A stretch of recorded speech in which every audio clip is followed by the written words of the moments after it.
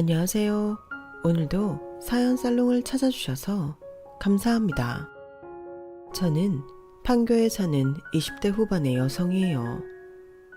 사연을 보내기에는 좀 어린 나이라고 생각하실 분도 계실지 모르겠어요. 제가 어린 나이에 눈에 콩깍지 씌어서 한마디로 남자에 꽂혀서 앞뒤 안 보고 결혼했다가 시어머니랑 한바탕 하고 이혼했거든요. 어른들이 그러시잖아요. 너무 차이가 나는 집안은 안 좋다고요.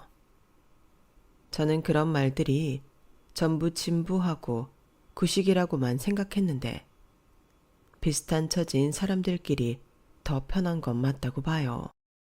제가 경험자니까요. 진짜 극한 체험을 한 기분이에요. 시어머니의 뻔뻔하고 최소한의 도리도 없는 모습에는 정말 학을 뗐거든요. 그럼 바로 제 이야기 본격적으로 시작할게요. 저는 대학 졸업하자마자 회사에 들어가 직장 생활을 했어요. 또래들보다 좀 빠르게 사회생활을 한 셈이에요. 회사가 끝나고 나서는 독서 모임이며 영화 관람 모임, 외국어 모임, 여행 모임 등등을 번갈아 참석하며 나름 바쁘게 지냈죠. 그러다가 영화 관람 모임에서 남편을 만나 사귀게 되었어요. 남편은 저보다 4살이 많았고 저희 회사랑 멀지 않은 곳에 직장을 다니고 있었어요. 하지만 회사를 막 들어가서 저와 마찬가지로 직장인 1년 차였죠. 남편의 부드러워 보이는 인상이 저 어릴 적 좋아하던 배우와 이미지가 비슷해서 제가 무작정 좋아했었네요. 저는 엄마가 고등학교 때 돌아가시고 아빠와 둘이 살고 있었어요. 아래로 여동생이 한 명 있는데 외국 유학을 가서 해외에 있었고요. 남편 집안과 저희 집안은 경제적으로 많은 차이가 났어요. 원래 증조할아버지가 예전 만석군 소리 들을 만큼 지방의 한 지역을 다 갖고 계셨다가 할아버지가 물려받으시고는 서울로 이전하시면서 여기저기 부동산 투자를 잘 하셨다고 해요. 그걸 아빠가 그대로 물려받으시면서 골프 리조트 사업하고 강남과 강북의 고급 빌라들만 지어 직접 분양을 하셨고요. 아빠는 어릴 때부터 할아버지 옆에서 보고 배우셔서 그런지 언제 어디에 투자하고 어디에 뭘 지어야 할지 잘 아시더라고요. 돈에 관한 감각이 발달하신 건지 주식 투자도 잘 하셔서 할아버지 때보다 재산을 더 많이 불려놓으셨어요. 아빠가 삼형제 중 둘째인데 큰아버지, 작은아버지랑 같이 재산을 물려받으셨는데도 아빠가 제일 사업을 크게 키우셨어요. 그 덕을 저와 여동생이 아주 톡톡히 보며 살았고요. 아빠는 저희한테 항상 이렇게 말씀하셨어요. 지혜미네, 너희 우리가 부자인 걸 당연하다거나 우리가 잘해서라고 생각하지 마라. 우리는 단지 운이 좋은 거야. 그러니 그만큼 어려운 사람들한테 돌려줘야 하는 법이야. 돈 가지고 사람 판단하거나 차별해서도 안 돼. 아빠의 가르침 덕에 저와 여동생은 어릴 때부터 어린이 재단이나 유기견, 유기묘 단체에 기부도 하고 친구들 사이에서도 돈 가지고 티내지 않으며 원만히 잘 어울리고 살았어요. 어디를 가나 저는 돈 많은 티를 내지 않았음에도 지인들은 제가 돈에 초월한 것처럼 여유로워 보인다고 했어요. 사실 다들 월급에 대한 불만이나 이런저런 생활비 이야기로 힘들다는 말을 할 때는 저는 정말 태평하게 있었거든요. 남편도 저한테 그런 말을 했었어요. 지혜 너는 뭔가 생활이 묻지 않은 것 같아. 딱 봐도 곱게 자란 티도 나고 말이야. 설마 준재벌쯤 되는 그런 집안 딸인가? 에이, 그럴 정도는 아니야. 아빠가 열심히 모으셔서 남들보다 좀 여유 있게 살았던 거지 뭐. 하지만 남편이 처음 우리 집에 왔을 때 눈이 커지더니만 입을 딱 벌린 채 말을 못 하더라고요. 집 평수도 그렇고 거실 밖으로 보이는 뷰도 좋아서 그런가 보다 했는데 남편이 엄청 놀란 이유를 남편 집에 가보고 그때 알았어요. 남편 집은 제가 가보았던 친구들 집보다도 소박했어요. 시어머니 혼자 남편하고 시누이 키운다고 절약하며 살았다길래 그런가 보다만 했죠. 그리고 무슨 이유에서인지 남편은 자기 아버지에 대해서는 말을 잘 못했어요.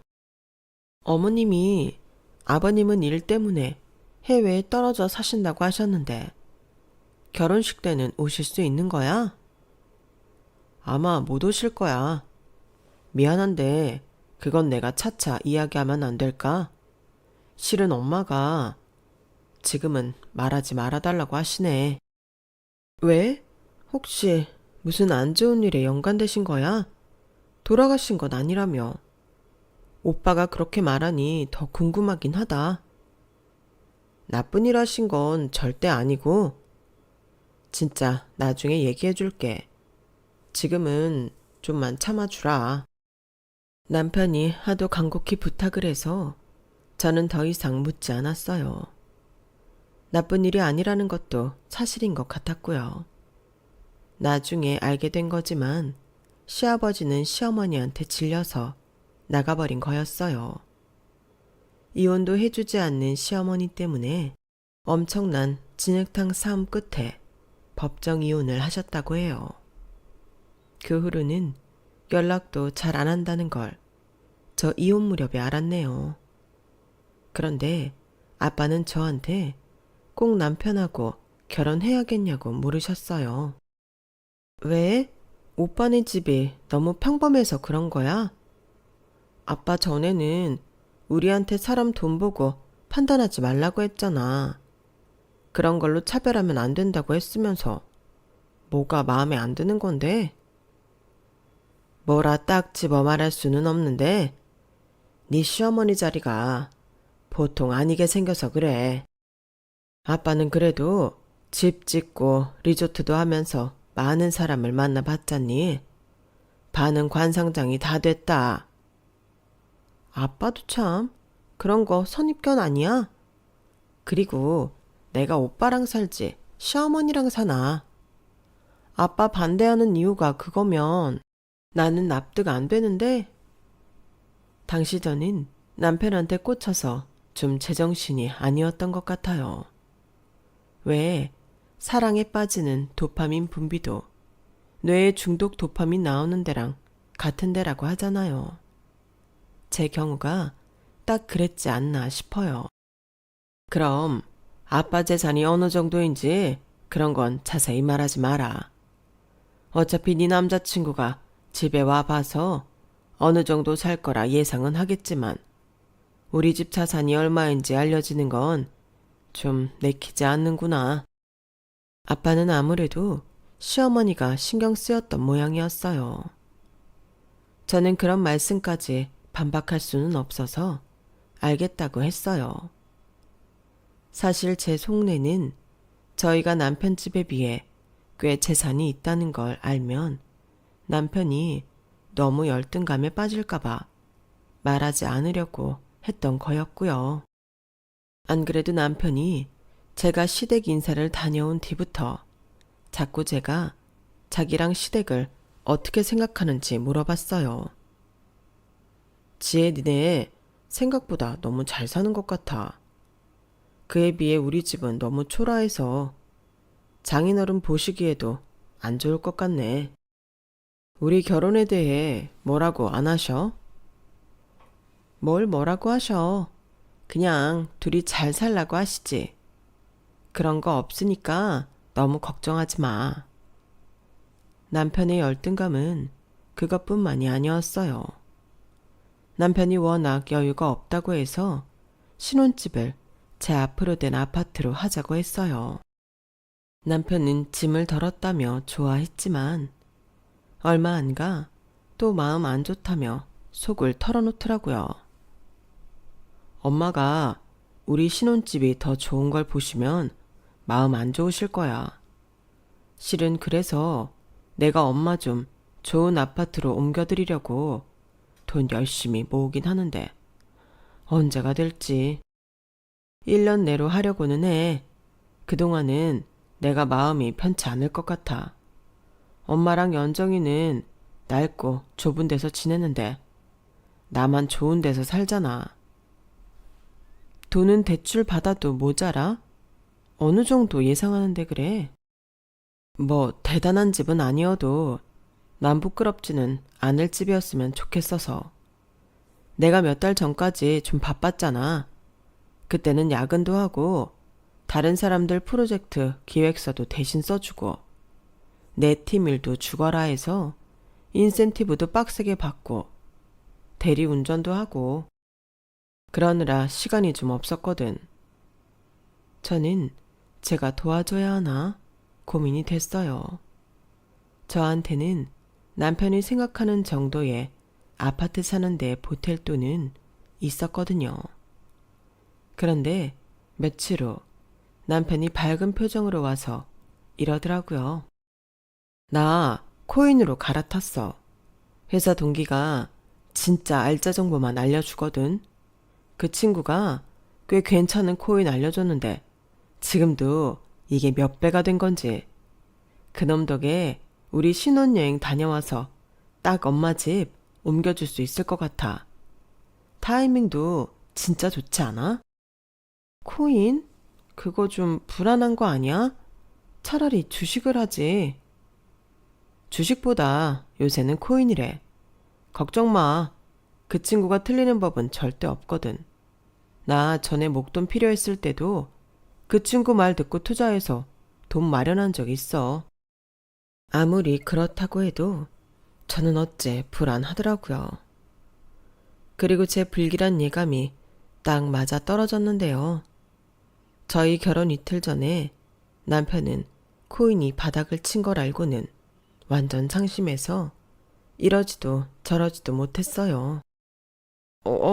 어떻게 이런 일이. 진짜 완전 잘 될 줄 알았는데. 아니, 우리 신혼여행 갔다 오면 시댁 아파트 옮긴댔잖아. 그럼 지금쯤 돈 빼놨어야지. 그냥 두고 있었어?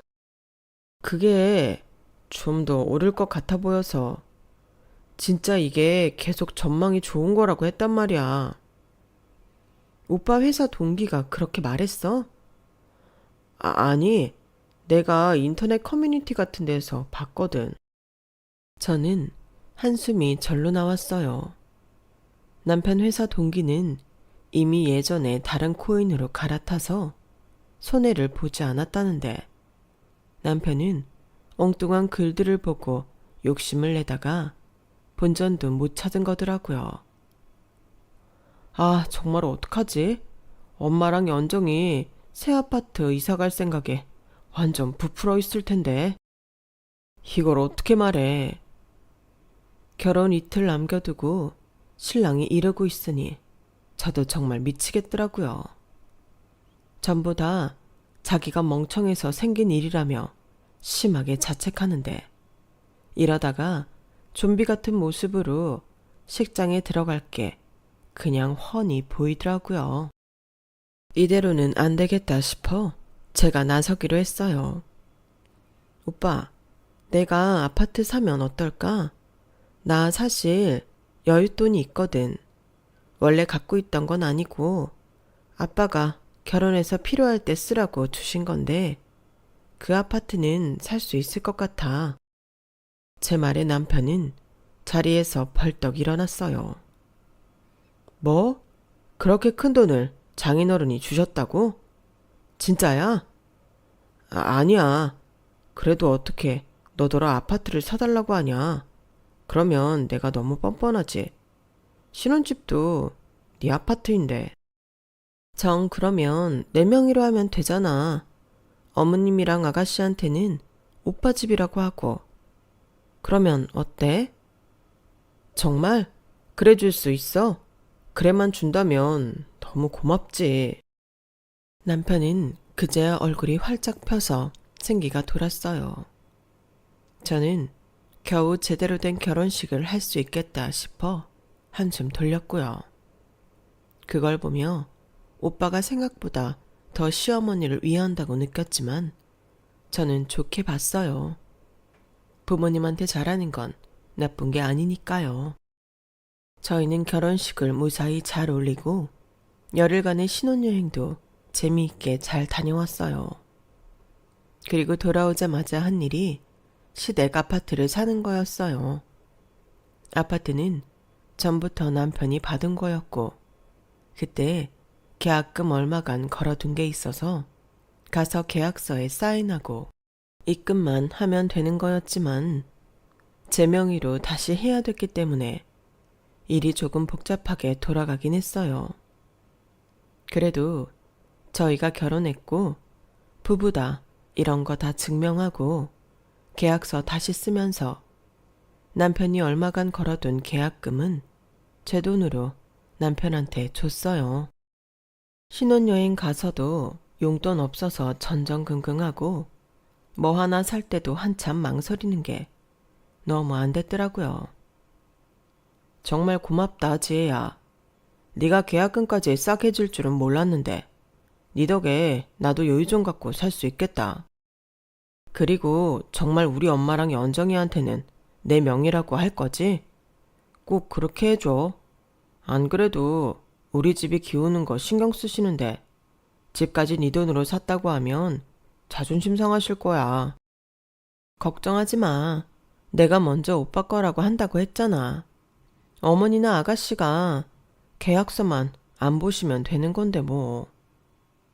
시어머니는 자가로 그것도 지금보다 더 좋은 아파트로 이사를 간다며 아주 신이 났더라고요. 사실 전에 살던 아파트는 정말 오래되기도 했는데 그걸 또 전세도 아닌 월세로 살고 있었다고 해요. 시어머니는 이삿날 너무 좋아서 어쩔 줄 몰라 하더라고요. 그런데 저를 대하시는 건 정말 섭섭하다는 말이 절로 나올 정도였어요. 아무리 사돈이 잘 살면 뭐해. 그런다고 우리 집을 하나 사주기랬어. 뭐했어. 어쨌든 기댈 때는 집 핏줄밖에 없는 거야. 이렇게 준호가 우리 집까지 사주는 동안 넌 뭘 했니? 그 찰난 신혼집 네 거라고 너무 다른 거에 무심한 거 아니야? 네가 돈 많은 집 딸인 거 알겠는데 그걸로 우리 무시하는 건 싫다. 그리고 너 바깥 사돈한테 우리 준호 말 좀 잘 해다오. 결혼식 때 보니까 네 아버지 손님들 잘 사는 사람 많은 것 같더라. 화원도 무슨 대표 이런 건거 많이 오고. 니네가 그만큼 돈이 있다는 거 아니겠어? 그러면 우리 준호한테 신용카드 하나쯤은 만들어 주실 수 있잖아. 기왕이면 한도 없는 플렉, 뭐 그런 거 말이야. 잘 사는 사돈도서 좋다는 게 뭐냐? 그런 덕이라도 봐야지. 우리 준호가 집안이 평범한 거 말고는 다 너무 괜찮잖아. 애 잘생겼지, 키도 크지, 성격도 좋지. 너도 그래서 우리 준호 좋다고 결혼한 거잖아. 이 정도로 괜찮은 사위 얻으셨으면 그런 거 하나쯤 해주실 배포는 있어야 말이지. 시어머니가 너무 대놓고 우리 아빠한테 뭘 해달라고 하니 저는 말문이 막혔어요. 어쩌면 아빠가 시어머니를 평가한 게 맞을지도 모르겠다는 생각이 들었어요. 저는 그때 되도록 오랫동안 친정재산에 대해서는 정확히 말하지 말아야겠다고 다짐했네요. 그 후로도 시어머니는 노골적으로 저한테 뭘 해달라고 하시더군요. 언젠가는 시어머니가 충분히 할 수 있는 장 보는 것까지 제 카드로 내달라는데 솔직히 열받더군요. 그때는 정말 그 아파트 남편이 산 거 아니고 내가 샀고 내 명의라는 말이 목구멍까지 올라오더라고요. 그래도 내 남편 체면을 생각해서 꾹 참았죠. 또 시어머니 성격을 보니 제 아파트라고 하면 그걸 갖고 유세 떠는 거냐며 적반하장으로 나올 게 뻔해서 말 안 하기도 했고요. 그런데 점입가경이라고 시어머니는 갈수록 더 했어요. 예, 바깥사돈 발 넓으신데 우리 연정이 어디 취직 좀 시켜달라고 하면 안 되겠니? 네가 말 좀 잘 해봐. 아가씨 취직이요? 아가씨 카페 나가시잖아요. 시집 잘 가려면 카페 갖고 되겠어? 번듯한 직장 다녀야 그래도 좀 짭짤한 사위 얻을 거 아니냐. 돈도 되고 말이야. 시어머니는 사위 얻는 걸 무슨 장사처럼 말하더라고요. 그걸 보고 저를 어떻게 생각할지도 알겠더군요. 저희 아빠가 어떻게 아가씨 취직을 시켜주시겠어요? 아가씨가 원하시는 일 자격증 따서 하시면 될 것 같은데요. 그러려면 시간이 많이 걸리잖아. 네 신우다. 신경 좀 써. 아니 자식이 돼가지고 아빠한테 그런 거 하나 말을 못해? 너도 참 어떻게 그렇게 꽉 막혔니? 말하는 게 정말 이상하지 않나요? 저한테 신우 취직 자리를 맡겨놓은 것처럼 구는 것도 그렇고 아빠가 무슨 자기네 책임져야 되는 사람인 양 말하는 것도요. 아가씨는 학교 다닐 때도 자기 하고 싶은 일 아니면 안 했다고 하더라고요. 대학도 겨우 시어머니가 머리 짜내서 무슨 특별 전형으로 잘 알려지지 않은 데에 넣었는데 그마저도 학점을 제대로 못 받아 유급하고 난리도 아니었대요. 지금 카페 알바도 친구가 소개시켜줘서 겨우 다닌다는데 제가 그런 사람을 어떻게 다른 사람한테 추천할 수 있겠어요. 하지만 시어머니는 신우일 아니면 자기네 카드 하나라도 만들어 달라며 레파토리를 돌려가며 저를 괴롭혔어요. 남편도 말린다고 말리는 것 같기는 했는데 전혀 효과가 없었고요. 그러던 어느 날 저한테 청천벽력 같은 소식이 전해졌어요. 비가 많이 오던 날이라 잊혀지지도 않아요. 갑자기 핸드폰에 대학병원 응급실이라고 뜨며 전화가 걸려왔어요. 박지혜 씨 핸드폰이죠? 박성훈 씨가 아버님 맞으시고요. 네, 무슨 일이세요? 왜 그러시는데요? 아버지께서 교통사고로 여기로 이송되셔서 긴급수술 들어가셨어요. 빨리 와주셔야 될 것 같아요. 상황이 좋지 않습니다. 저는 너무 놀라서 떨리는 손으로 가방을 챙겨 나오며 근무 중인 남편한테 전화했어요. 남편도 놀라서 바로 병원으로 오겠다고 했고 저는 도저히 운전을 할 수가 없어서 택시를 타고 갔죠. 아빠는 제가 도착하고 3분 만에 돌아가셨어요. 3분인지 저도 몰랐지만 제가 응급실 뛰어 들어가고 바로 어떤 간호사분이 나오셔서 저를 데려가셨는데 그때 막 돌아가셨다는 이야기를 들었거든요. 나중에 그게 제가 도착하고 3분 후였다고 알려주더라고요. 저는 바로 눈물을 펑펑 쏟았어요. 다른 사람들 다 보는 데에서 바닥에 주저앉아 통곡을 했죠. 어떤 말도 생각나지 않았고 세상이 진짜 제 앞에서 무너져 내렸어요. 나중에 도착한 남편이 자초지종을 들었고요. 빗길에 과속운전을 하던 트럭이 중앙선을 넘으면서 발생한 사고였어요. 바로 아버님 앉아 계신 뒷자리를 트럭이 정면으로 받아서 정말 안타깝게 됐습니다. 아빠가 가던 길을 돌이켜 생각해보니 엄마를 모셔둔 납골당 가는 길이었어요.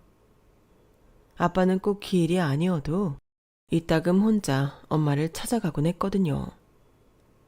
아빠, 나랑 같이 가자고 하지. 왜 그랬어? 왜 혼자 가다가 이렇게 훌쩍 가버리고 그래? 빈소에서도 저는 엉엉 울며 정신을 차리지 못했고 해외에서 도착한 여동생과 부둥켜 안고 울기만 했어요. 결혼하고 시어머니한테 시달린다고 짜증이 나서 혼자 시간을 보내고 싶은 날들이 많았어요. 그래서 친정에도 안 가고 혼자 훌쩍 교회에 나갈 때가 많았거든요. 그런 일들이 다 후회가 되더라고요. 이렇게 가실 줄 알았으면 한 번이라도 더 찾아뵀어야 되는데 제가 천하의 불효녀가 된 것만 같았고 아빠가 너무 보고 싶었어요.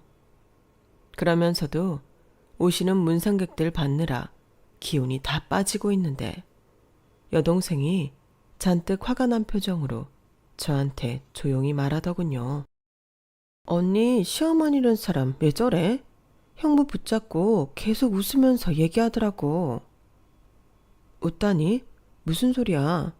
혹시 잘못 본 거 아니야? 아니야. 아빠 친구분들도 왜 저러냐며 눈살 찌푸렸다고. 저는 도저히 믿기지가 않아서 고개를 절레절레 흔들었어요.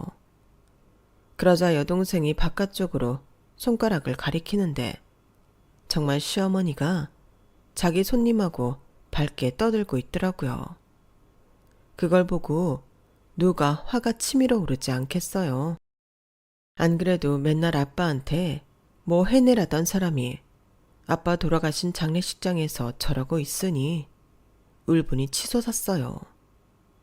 시어머니는 제가 오는 줄 모르고 떠들고 있었어요.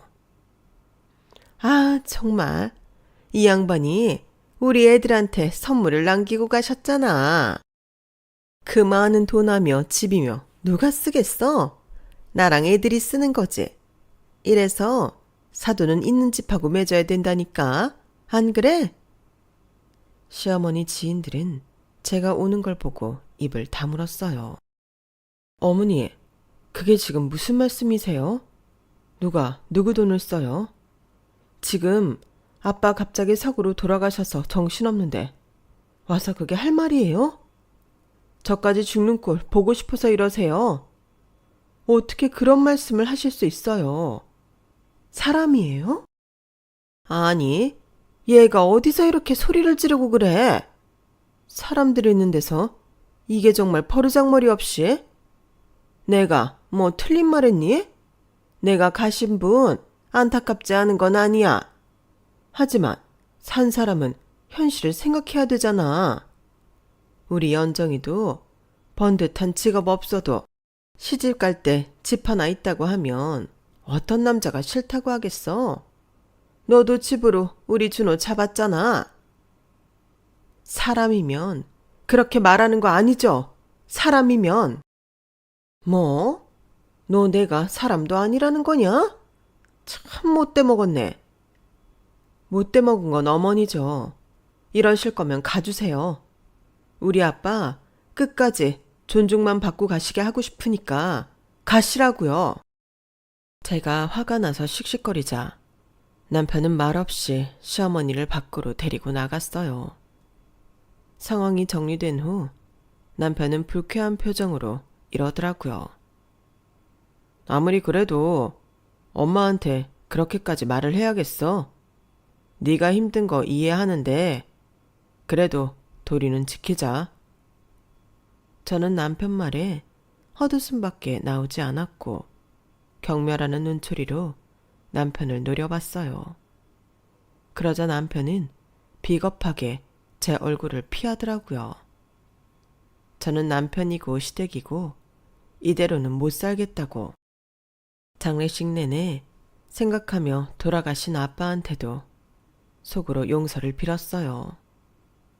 아빠 말씀 한 번만 더 새겨듣고 결혼하지 말았어야 했다고요. 아빠가 사람 보는 눈을 제가 너무 가볍게 여겼다고요.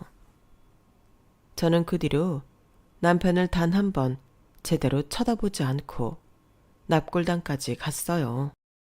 남편은 자기가 말 실수했다고 생각했는지 제 눈치를 보더군요.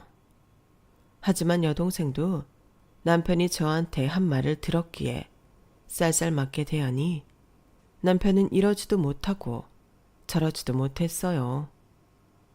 장례식을 마치고 겨우 집에 와서 쉬는데 이번에는 아빠 아파트 관리실에서 전화가 오더군요. 박지혜님이죠? 박성호님 딸이요. 여기 지금 어떤 분이 오셔서 아파트 들어가야겠다고 우기시는데 무슨 일인지 알 수 있을까요? 친정집은 보안이 철저한 곳이라 관리실 직원들이 모르는 얼굴은 마음대로 드나들 수 없었어요. 방문객들도 일일이 확인하고 입주민과 통화 후 들여보냈고요. 이럴 시기에 아빠 집에 누가 들어가겠다고 하는지 몰라서 어리둥절하더군요. 친척 중에도 그럴 사람은 없었거든요. 혹시 큰 집에서 오신 건가 하고 물어봤지만 아니었어요. 웬 여자분이세요? 자기가 사돈이라고 여기서 살기로 했다는데요. 저는 그 순간 말 그대로 뚜껑이 완전히 열렸어요. 전화를 끊고 아빠 집으로 갈 준비를 하면서 남편한테 말했어요. 부들부들 떨리는 걸 겨우 참고서요. 어머니가 우리 아빠 집에서 살겠다고 들여보내달라고 관리실에 강짜를 부리나 본데 이거 어떻게 생각해? 엄마가? 아유, 좀 시간 지나고 나서 하시지. 성격이 급하셔서. 뭐야 그 말은? 시간이 지나고 나면 우리 아빠 집에서 어머니가 살아도 된다는 말이야? 아니 그것보다 어떻게 그걸 그렇게 당연하게 생각하지? 근데 너도 잘 생각해봐. 이제 우리 집안의 어른이라고는 우리 엄마밖에 없는데 장인어른 물려주신 거 우리 엄마가 써도 되는 거잖아. 아, 너 그런 식으로 생각하고 살았구나, 여태까지. 너라니, 너 갈수록 가관이다. 당장 사과해. 앞만 편해도 그렇지. 나 너보다 나이 많아. 나이값도 못하는 게 어디서 어른 대접 받으려고 해. 너 당장 짐 싸. 이 집에서 나가라고. 뭐? 그게 무슨 소리야. 너랑 안 산다고. 이혼이야. 나 진짜 니네 집구석 지긋지긋해. 내가 왜 이런 대접을 받고 살아야 해? 우리 아빠는 뭐가 아쉬워서 돌아가신 후에도 시집 식구들한테 돈 뜯기고 있어야 되냐고. 당장 나가. 지혜야, 진정해. 너 지금 너무 흥분했어. 흥분 안 하게 생겼어? 내가 너 뭘 믿고 결혼했을까? 내가 너무 어리석었지. 아빠 말씀 듣고 결혼하지 말았어야 해. 너 같은 인간들 2번 다시 보고 싶지 않으니까 당장 짐 싸. 안 그러면 내가 사람들 불러서 짐 다 옮길 거니까. 그러고 저는 바로 택시를 불러 아빠 아파트로 갔어요. 제 연락을 받은 여동생도 왔더군요. 시어머니는 팔짱을 끼고 거만하게 서서 커다란 이민가방 몇 개를 두고 1층 안내 데스크 앞에 있더라고요. 예, 그냥 전화로 다 들여보내라고 하면 될 일이지. 일을 왜 이렇게 복잡하게 하니? 얼른 얘기 좀 잘 해봐. 이봐요, 관리인 총각. 앞으로는 내가 여기 입주민 될 건데 사람 이렇게 홀대하는 거 아니에요? 내가 그러면 총각이 곱게 보이겠어? 사람 파악하면서 딱딱하게 굴어야지. 저는 시어머니를 무시하고 관리실 직원한테 말했어요. 지금 바로 경비나 경찰 불러주세요. 거주지 침입죄로 신고할게요.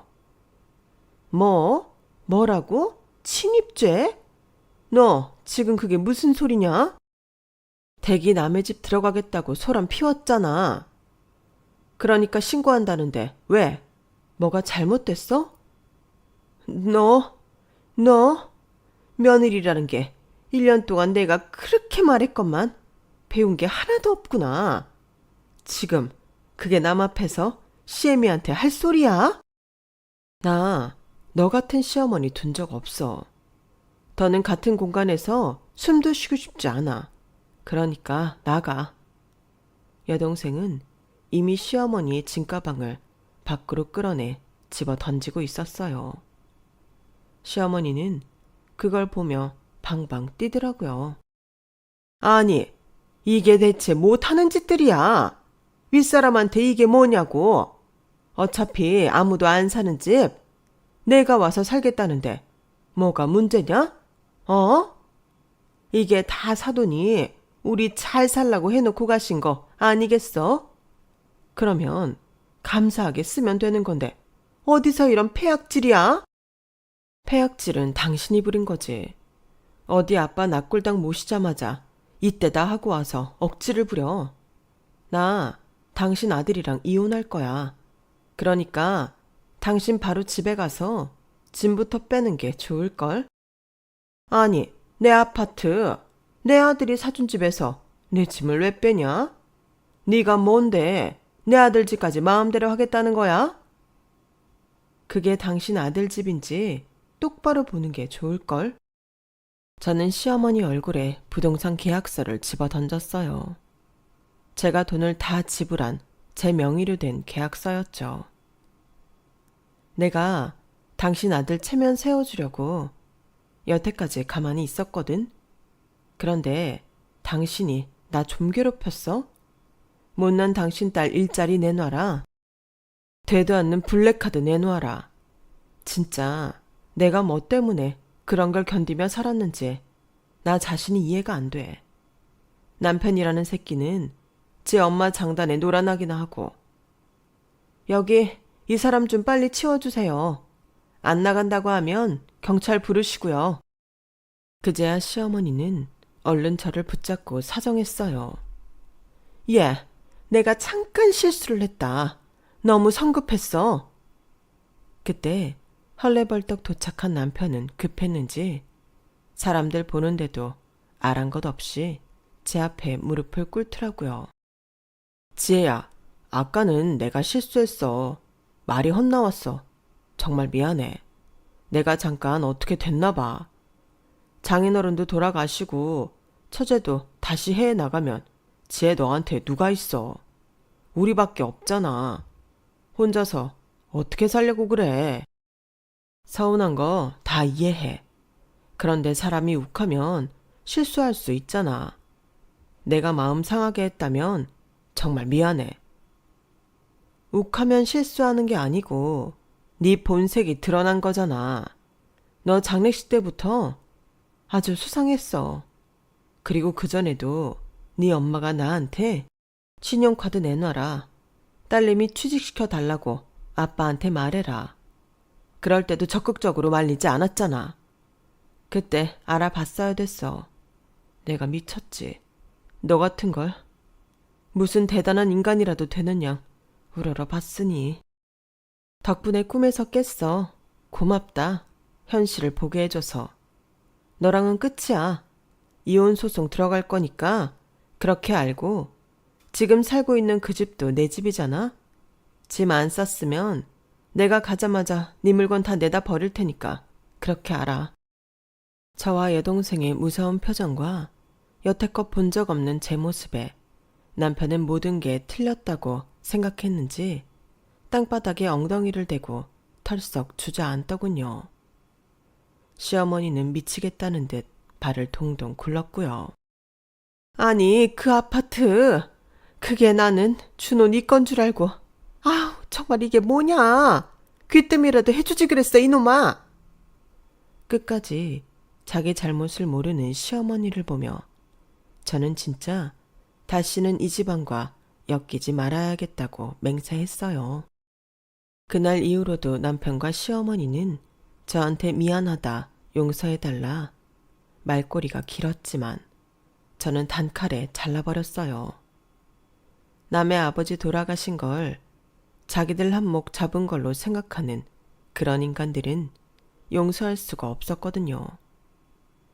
이혼 소송 준비를 하며 앞에 말씀드린 남편 아버지에 대해서도 알게 됐어요. 시어머니의 저런 성격 때문에 결국에는 도망가다시피 집을 나와서 힘들게 이혼했다고요. 너무 질려서 자기 자식들도 찾아보지 않는다는 말이 저는 납득이 갔어요. 하는 짓도 엄마 똑 닮았으니 아무리 제 자식이어도 보고 싶겠나요? 저 같아도 찾아보기 어려울 것 같더군요. 그렇게 저는 1년여의 소송 끝에 이혼을 했고 남편은 저에게 위자료와 정신적 피해 보상까지 줘야 했어요. 저와 여동생은 아빠 유산을 정리하고 여동생도 지금은 한국에 들어와 저와 지내고 있어요. 물론 여동생은 다시 해외에 나갈 생각이라고 하지만 그래도 4년 넘게 제 옆에 있어주는 게 고맙네요. 둘이서 아빠 집에서 서로 의지하며 지내는데 그래도 혼자가 아니어서 그런지 외롭지 않네요. 저는 시댁에 너무 대어서 앞으로 결혼은 안 할지도 모르겠어요. 제 긴 이야기는 여기까지예요. 들어주신 분들 모두 감사드려요. 좋은 인연들과 오늘도 행복하세요. 여러분, 사연 댓글에 응원과 현명한 조언 부탁드려요. 좋아요와 구독은 저에게 큰 힘이 됩니다. 오늘도 좋은 일 가득하세요.